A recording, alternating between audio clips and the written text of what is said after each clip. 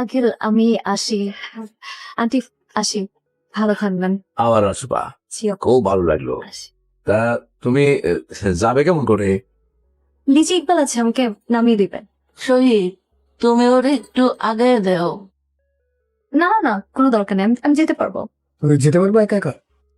না, বেআইনে যেহেতু কইছে তুমি আগে দাও দাও।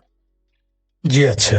আমার আসলে খুবই ভালো সময় গেল, আর আপনাদের ফ্যামিলি দেখে আমার এত ভালো লেগেছে, একদম পুরো হ্যাপি একটা ফ্যামিলি। আমি কিন্তু মাঝে মাঝে আসবো। নামি আপনি যখন মন চাবে ডিরেক্ট চলে আসবে। আপনি আসলে আমার আপা খুশি হবে। নিপা, তোমাকে আমার খুবই ভালো লেগেছে, তুমি তো আমাকে কল করবা, ওকে? আমার মাঝে মাঝে দেখা করবো।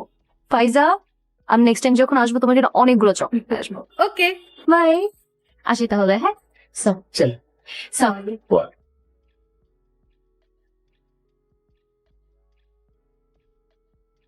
বিয়াই, আপনার কি আক্কেল জ্ঞান কোনোদিন হইতো না? একটা জোয়ান সমস্ত মাইয়া তারে কইলেন শহীদ আজ্ঞায় দিত, কে রে? এটা লই তো ঝামেলা।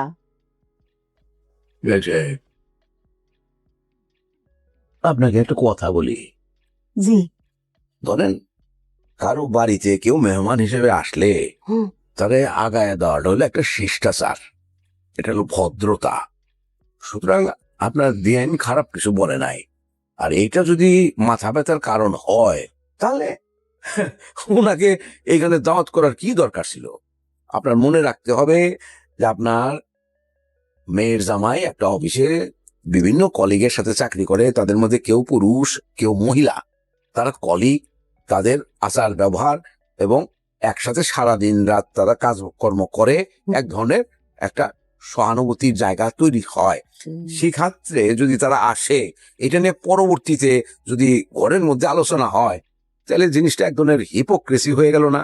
এই হিপোক্রেসিটা জীবনে যত কম থাকবে তত জীবন সুন্দর হবে। সুতরাং একটা মেয়ে আসছে, তাকে রাতের বেলায় যদি একটু আগায়া দেওয়া হয়, এটা তো আমার মনে হয় না যে কোনো অনৈতিক কাজের মধ্যে এটা পড়ে গেল। কথাটা মনে রাখবেন বিয়াই, কিছু মনে করে। আপনি কি শিওর যে এটা অনৈতিক না? আচ্ছা ঠিক আছে, এটা অনৈতিক না, সরি আমার ভুল হয়ে গেছে। ল এই ন ভাই, ওষুধ খাওয়া হয়েছে না? ঠিক আছে, পানি গ্লাসটা নিলা। এটা খুলে মা, বেনিফিট। তোমার সবসময় আমি কথা না বললে হয় না? কিতা কইছি বাপরে, তোর কাছ থেকে কিতা আমার কথা কোন হুইগুন লাগবো? না, কিন্তু ব্রেক দেওয়া তো শিখতে হবে, কোথায় থামতে হবে এটা তো বুঝবা। ওরে বাপরে, কোন হানো আমার থামনটা লাগবো? কুয়ে দাও আমার হিগাও। বাসায় একটা গেস্ট আসছে, আন্টি অসুস্থ, তুমি এটা তো বুঝবা। হ্যাঁ, বাসায় মেহমান আইছে, তোমার আন্টি অসুস্থ, দেখতেনি বুঝি, কিন্তু সবার আগে বুঝুন লাগবো আমার মাইয়ার মনটা, আমার মাইয়ার সংসার। তোর বোনের কলজা ফুইরা যায়, তোর বোনের সংসার ফুইরা যায়, এইদিকে তোর নজর নাই। তোর নজর তোর আঙ্কেল আন্টির দিকে না।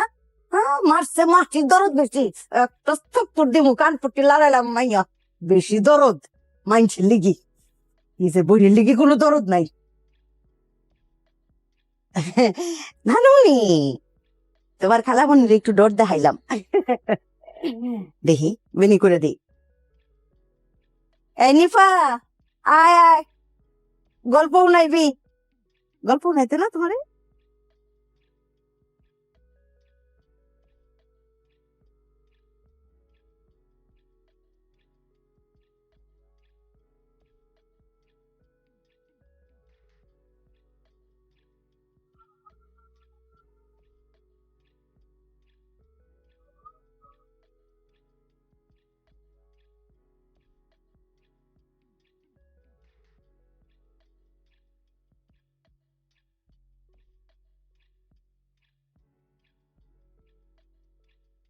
আমা, কি অবস্থা তোমার এখন? শরীর স্বাস্থ্য ভালো? ভাল লাগতেছে? কি রে খাইরুল, তুই বাসা যাস না? এক কাপড় পরে 3 দিন ঘুরে বেড়াইতেছস। হ্যাঁ, যাও। বাসা যা, যা গোসল কর। জি যাও। তুই কেমন একটা ব্যাড স্মেল। এই রিপা, কি রে তুই কি পড়ালেখা করস না? সারাক্ষণ দেখি এখানে বসে থাকস, এভাবে চলবে? আবা আমি তাহলে যাই, অফিসে লেট হয়ে যাচ্ছে আর কি। সহি, কেমন?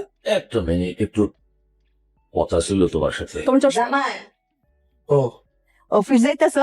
হ্যাঁ মা, একটা কথা আছে। হ্যাঁ বলেন না। এই যে নাবিলারে তো দেখলাম, মাশাল্লাহ বাক্কা বেডি ওই জি। আমরা আর পরিবারের লগে যাই, বুঝছো না? আমরা নবাবের লগে নাবিলার বিয়ার প্রস্তাবটা দিয়ালাম। আমরারও নবাব বংশ, নাবিলারও দেখা যায় এক রাজকীয় পরিবারের বংশ। মাশাল্লাহ দুই ফ্যামিলি মিলবো ভালো। তুমি এই প্রস্তাবটা দিয়ালাও। মা মানে এটা কিভাবে সম্ভব? উমা কিভাবে? সমস্যা কি? আরে সে তো আনমারিড মেয়ে আর নবাব আমাদের কি ভালো ছেলে, ওদের বংশ বলো আমাদের বংশ বলো, কথা বলো। হ্যাঁ। তোমার কোনো প্রবলেম আছে? না না, আমার কেন প্রবলেম থাকবে? আরে নাবিলা তো ঠ্যাঙ্গের উপরে ঠ্যাং তুলে বয়ে খাইতে পারবো সারা জীবন। আমরা যে ধন সম্পত্তি, নবাবের লগে বিয়ে হইলে বেটির আরো বালা। তোমার অফিসে আর চাকরগিরি করার লাগতো না, বুঝো না? আর পছন্দও তো করছে, করছে না? পছন্দ তো করছে, নবাবরে পছন্দ করছে তো, ডাইরেক্ট কইছে তোমাকে আমার ভালো লেগেছে, শুনেছি আমি। আম্মা, আমি আমি তাহলে যাই। তুমি প্রস্তাবটা আজকে দিয়ে আমার জানায়ও। বিয়াই আপনি কি তা কই, ঠিক আছে না? নবাবের লগে নাবিলার এই প্রস্তাবটা দিলে সাম খাইনি, মানে মিল খাইনি। আইনি পা একটু ফাইজাকে রেডি কর, যা দেরি হয়ে যাচ্ছে। বিয়াই আপনি কি তা কই, ভালো হইতো না? হ ভালো হইব। ঠিক আছে, চা খাই।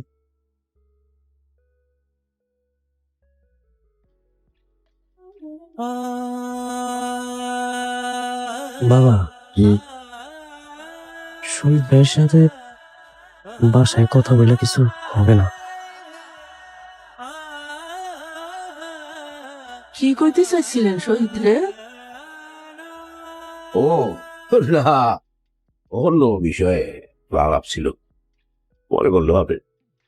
ও মা, কেমন লাগে এখন? ভাল লাগে? ওষুধ খাইছো?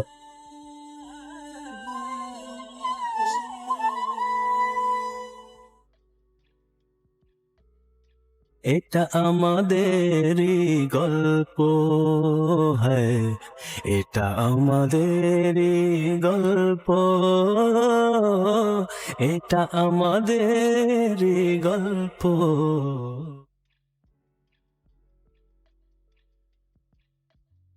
নিপা নিপা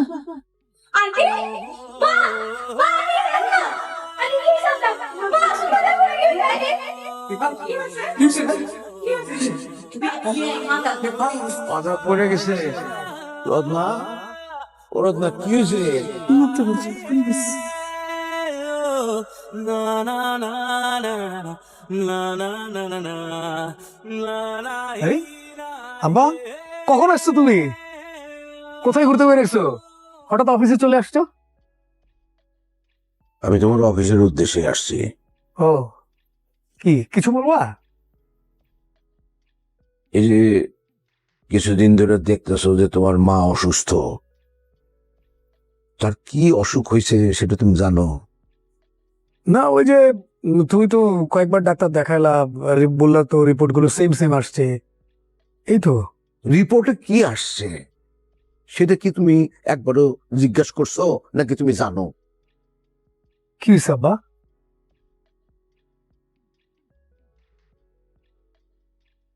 তোমার মায়ের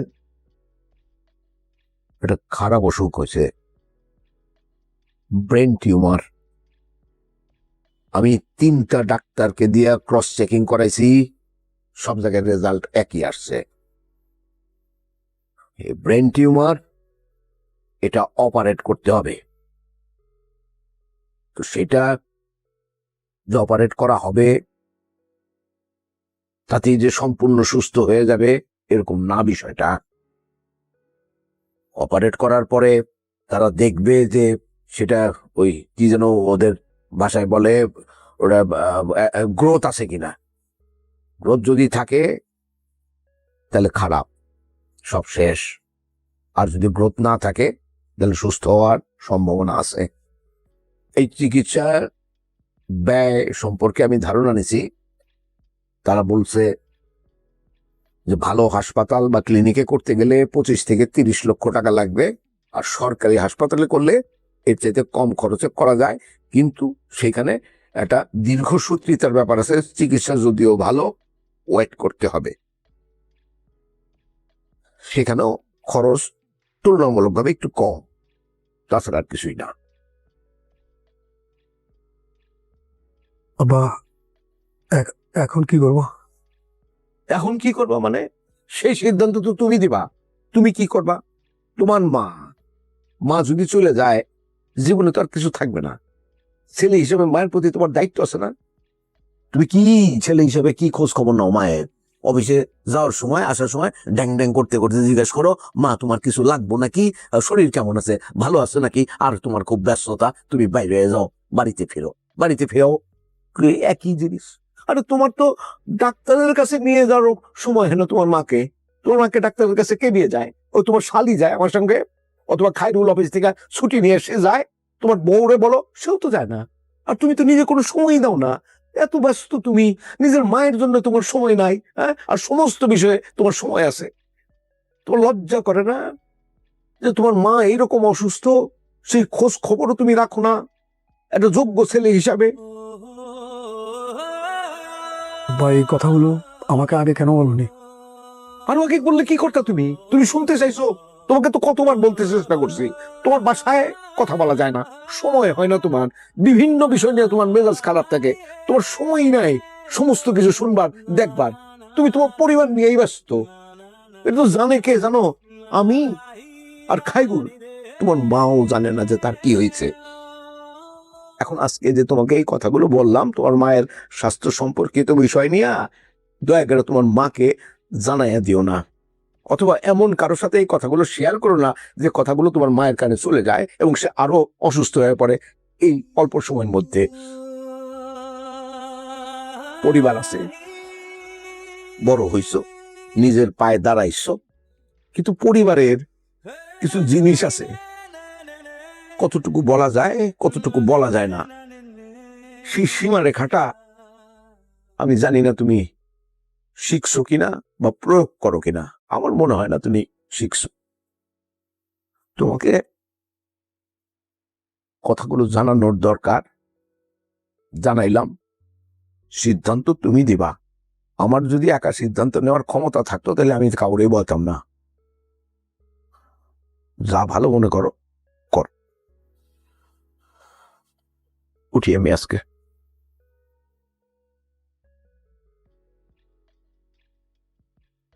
La la la la la la. La la la la la la.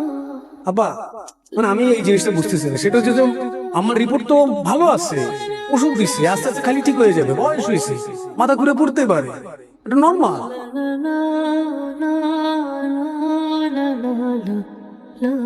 তোমার মায়ের একটা খারাপ অসুখ হয়েছে, ব্রেন টিউমার।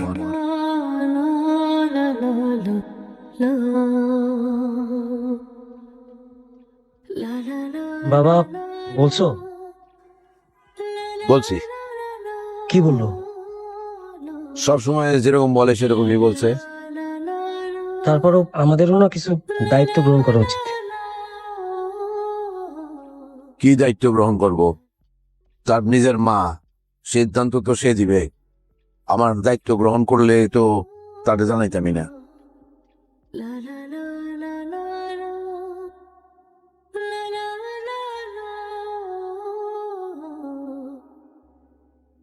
স্যার পানি। এই এসব কি? স্যার পানি। এখানে কেন? স্যার পানি খাবেন না? আমি কি তোর কাছে পানি চাইছি? আমি কখন কি খাবো না খাবো সেটা তোর কাছ থেকে শিখতে হবে। হ্যাঁ, ফাজলামি করস আমার সাথে। তোরা কি মনে করস আমি পাগল হয়ে গেছি? এই অফিসে কখন ঢুকছস? স্যার আমি তো টাইমলি ঢুকি। কিসের টাইমলি ঢুকছস? তুই অফিসে কখন ঢুকোস, কখন বের হোস, তুই কি মনে করছস আমি কিছু জানি না? হ্যাঁ, এটা কি করছস? সাত কেন কুচকানো থাকবে? হ্যাঁ, এটা কি প্যান? এই চুল কাটছস না কেন? এটা কি সার্কাস খানা? এটা অফিস না? অফিসে আসতে হলে অফিসের নিয়ম কানুন মেনে চলতে হবে। এই বটা, আমি জোকার? টাকার সুস্কিল লেগা যা।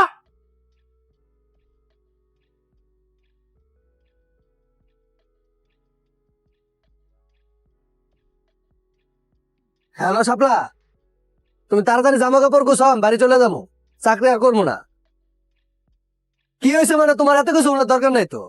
আমি তোমার বলছি জামা কাপড় গুছাতে গুছাও, এটা চাকরি করে যা ইচ্ছা তা আমার লোক করতে পারবো না তো। আর বাসায় ঝগড়া হয়, যা ইচ্ছা তা আমার করবো, গালাগালি করবো, চিল্লাচিল্লি করবো কিছুদিন পর পর।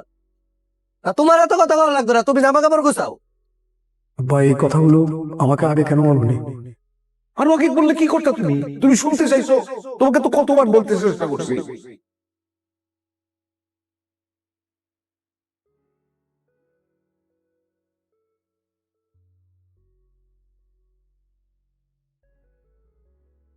তোমার বাসায় কথা বলা যায় না, সময় হয় না তোমার, বিভিন্ন বিষয় নিয়ে তোমার মেজাজ খারাপ থাকে, তোমার সময়ই নাই।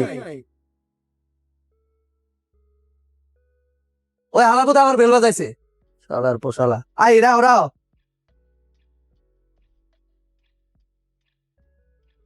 স্যার, তোর আব্বা আম্মা ভালো আছে? জি স্যার। আব্বা কি করে? স্যার বাসায় থাকে, কোনো কাজ করে না? এখন করে না স্যার, কাজ করতো, কৃষি কাজ করতো, খুব কষ্ট হইতে লাগে না করছি। ও আচ্ছা আচ্ছা আচ্ছা। আম্মা? আমার বাসায় থাকবে। মানে রান্না বান্না করতে পারে তো? হ্যাঁ, রান্না বান্না করে দুজনে খায়। হুম। আব্বা আম্মার দিকে খেয়াল রাখবি, সেবা করবি। আব্বা আম্মা হলো অমূল্য রতন। এই রত্ন একবার হারায় গেলে আর খুঁজে পাবি না।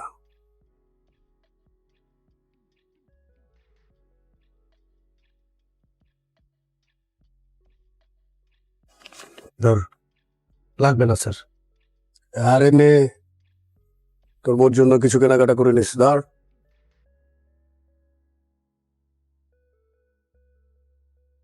একবার স্যার, আমার মনটা ভীষণ খারাপ, তাই তোর সাথে মিসবিহেভ করে ফেলছি। তুই মনে কিছু নিস না, আমি আমার মধ্যে নাই। স্যার আমি আপনার মতো স্যার, আপনার যখন মন খারাপ হলে চিল্লাচিল্লি করেন, আমার মন খারাপ হলে আমি যত দূর চোখ যায় খেলে হাঁটতে থাকি। মন আবার ভালো হয়ে গেলে আবার বাসায় চলে আসি স্যার। হুম, যা স্যার চা কফি কিছু খাবেন? কফি নিয়ে আস। জি স্যার।